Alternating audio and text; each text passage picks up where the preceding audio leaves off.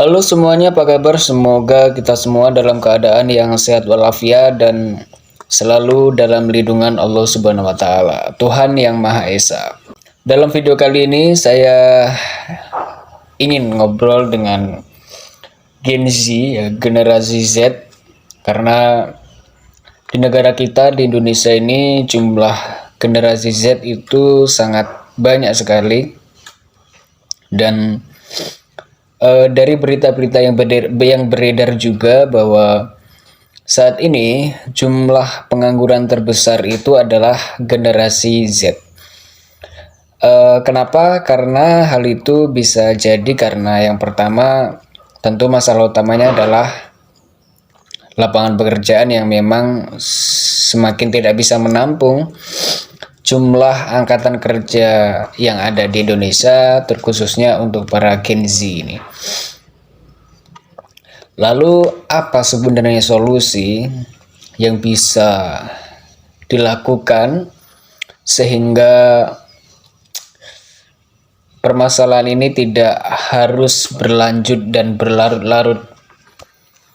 Sebenarnya ada cara di mana Gen Z ini kan hidup setelah melewati tiga fase perekonomian. Fase pertanian udah lewat, kemudian fase industri, fase teknologi informasi, dan yang sekarang dihadapi adalah fase ekraf atau ekonomi kreatif. Jadi ekonomi kreatif ini menjadi bidang yang sangat relevan untuk digeluti oleh para Gen Z. Kenapa demikian? Karena saat ini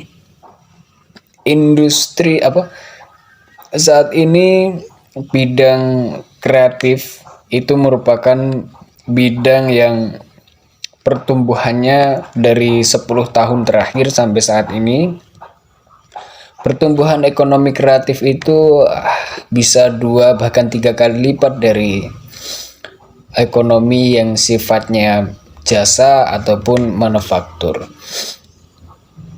Di Inggris sendiri sebagai negara yang sangat-sangat berambisi untuk menjadi negara yang terdepan dalam hal ekonomi kreatif, terbukti The Beatles, salah satu band rock Inggris yang pada saat itu kekayaannya itu sama-sama menjadi orang yang paling kaya di Inggris. Penghasilan dari ekonomi kreatif pada saat itu jauh melampaui pendapatan dari sektor lain seperti dari batubara, manufaktur, dan lain-lain.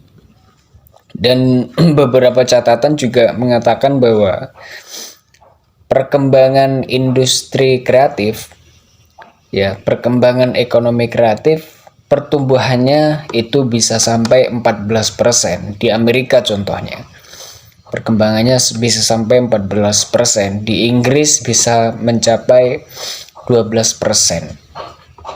Nah, di Indonesia ini ekonomi kreatif sudah berjalan. Banyak orang yang sudah bergelut di bidang ekonomi kreatif, tetapi memang belum maksimal.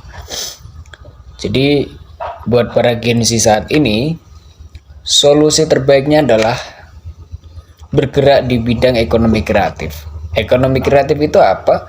Ekonomi kreatif itu adalah ekonomi yang bersumber dari ide, kemampuan kita untuk mengelola informasi menjadi sebuah produk yang bermanfaat. Kita harus semakin bisa memiliki daya cipta yang baik. Kita harus mulai berpikir bagaimana kita bisa menciptakan tren-tren produk yang mendunia. Gen Z ini sudah bukan lagi waktunya untuk bercita-cita menjadi seorang pegawai di pemerintahan, menjadi pegawai di BUMN atau di perusahaan besar. Boleh saja bercita-cita hal demikian, tentu tidak disalahkan. Tetapi yang jauh lebih relevan pada saat ini adalah bagaimana Gen Z ini harus lebih fokus kepada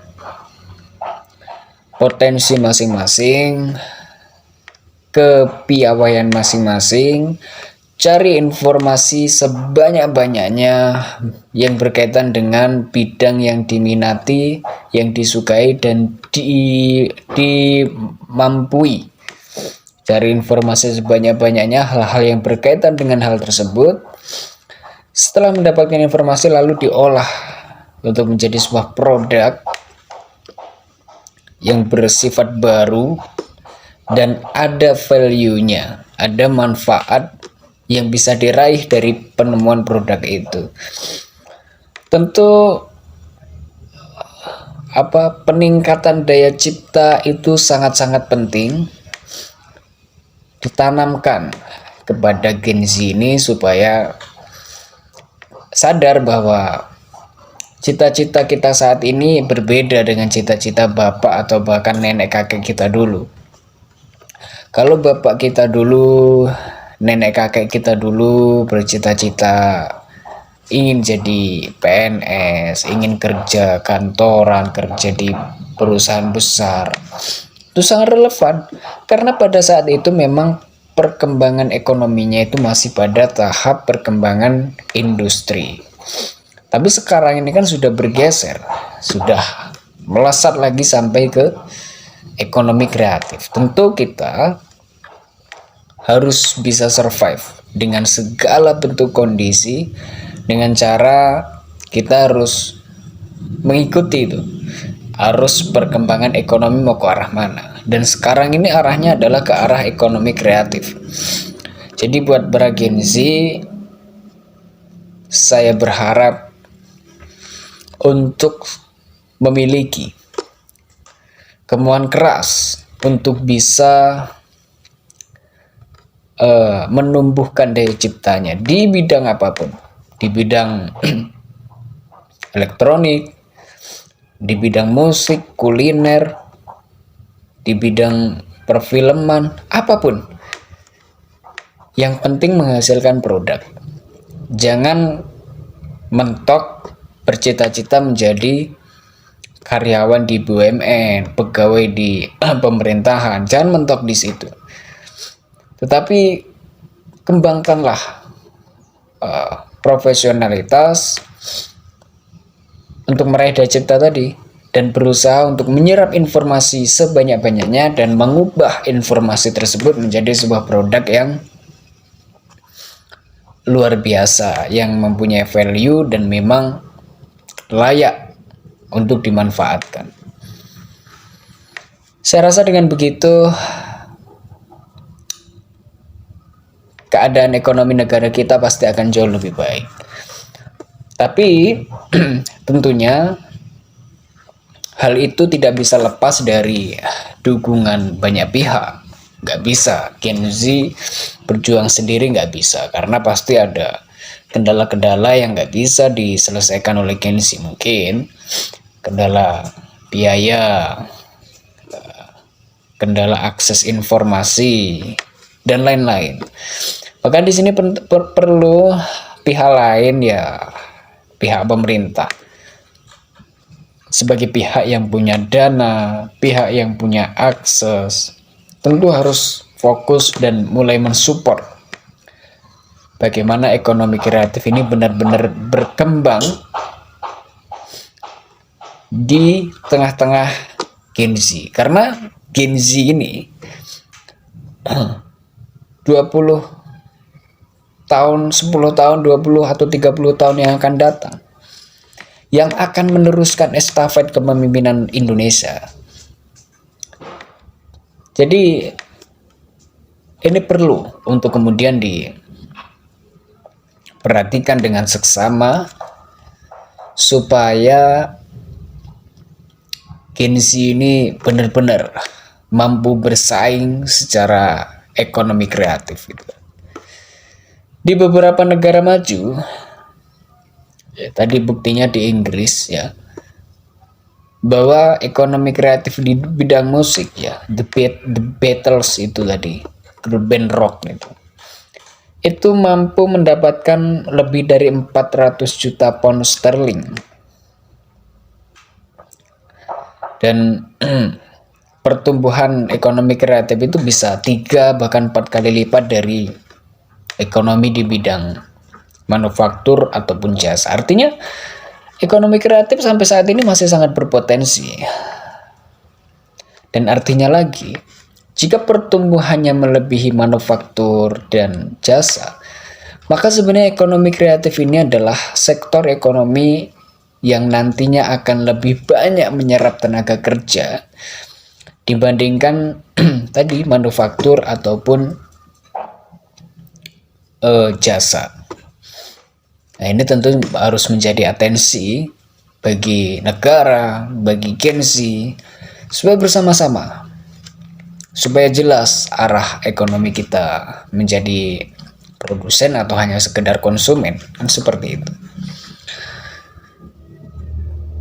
Dan saya rasa rumusan-rumusan undang-undang pendidikan itu perlu juga ikut andil dalam merubah mindset Gen Z agar menunjang daya ciptanya itu supaya lebih baik lagi. Gitu. Jadi itu tadi pesannya untuk Gen Z. Silahkan explore diri kamu, explore kemampuan kamu, kembangkan daya cipta kamu di bidang apapun, musik, film, otomotif, apapun itu, kembangkan. Jadi jangan hanya mentok cita-cita menjadi karyawan. Tentu nggak salah, boleh-boleh saja. Tetapi kalau bisa jangan mentok di situ. Terima kasih, semoga bermanfaat.